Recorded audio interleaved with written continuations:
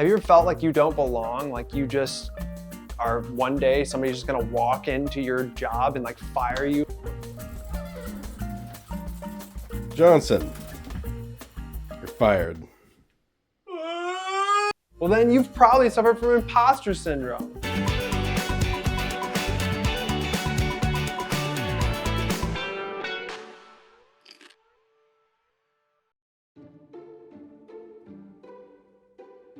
It's the idea that you don't belong doing what you're doing, and that somebody's gonna like magically find out that you're full of shit and come in and just cut you out of everything.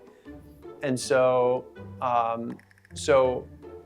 problem is that it's not often true. It's really just an insecurity, and it's something that it's talked a lot in the development field specifically.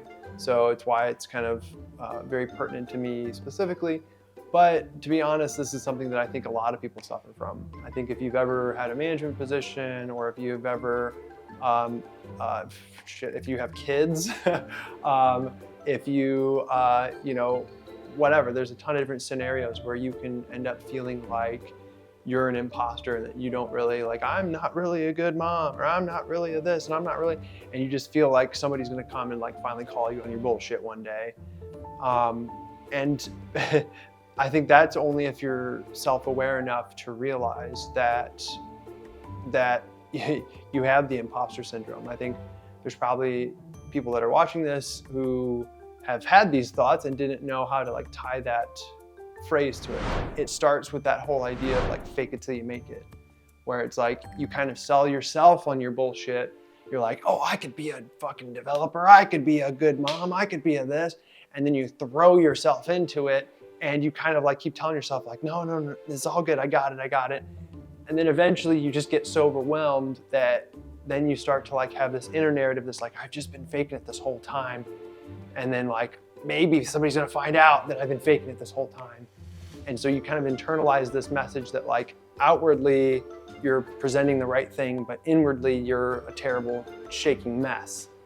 And I think that's where like, you have to kind of like align the outer experience with the inner experience, and like, because that's where you start to kind of suffer from that cognitive dissonance. So it's like that. The question is, I guess, then what do you do about it? So if you feel like you don't belong in where you're at, and you've like kind of told yourself this narrative to get wherever you're at, and then you don't feel like you belong there, I think there's really kind of two real ways to look at it. It's like either A, you are not where you're supposed to be. So maybe there's a little bit of truth in the whole idea in the first place, that maybe you don't belong where you're at, and you're actually like trying to speak to yourself through your feelings of like, I really don't want to be here, and this isn't the real spot for me, and so I'm trying to tell myself to move on.